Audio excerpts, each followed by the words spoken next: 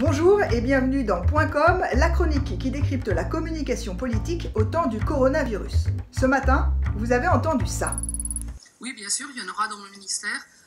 Tout le monde a fait au mieux. Il y en aura qui dépendent du ministère du Travail, ils seront contents de l'apprendre. Du ministère du Travail, oui, absolument. Ce matin.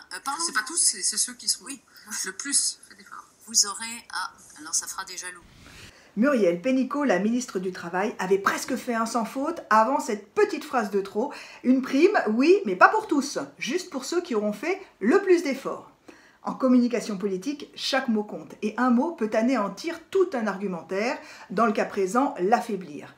Car loin d'être anecdotique, cette remarque de Muriel Pénicaud vient minorer la belle machine de com gouvernementale qui depuis hier accompagne une mesure inédite. 300 millions d'euros seront débloqués à destination de 400 000 fonctionnaires. Hier, le Premier ministre a salué l'engagement remarquable des agents. Gérald Darmanin, lui, a rendu hommage aux travailleurs qui font face à une activité accrue.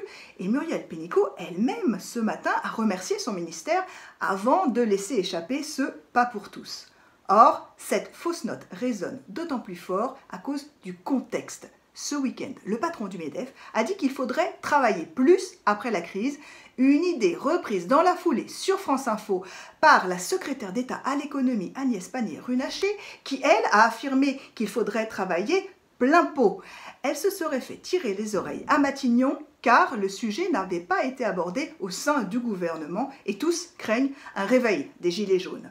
Voilà pourquoi la maladresse de Muriel Pénicaud peut devenir plus qu'une faute de quart, car elle s'inscrit dans un contexte, et le contexte est explosif. Toute étincelle peut déclencher une polémique. À demain pour un nouveau Point .com. Réagissez en attendant sur le site de la revue politique et parlementaire et sur mes réseaux sociaux Instagram, Twitter et Facebook.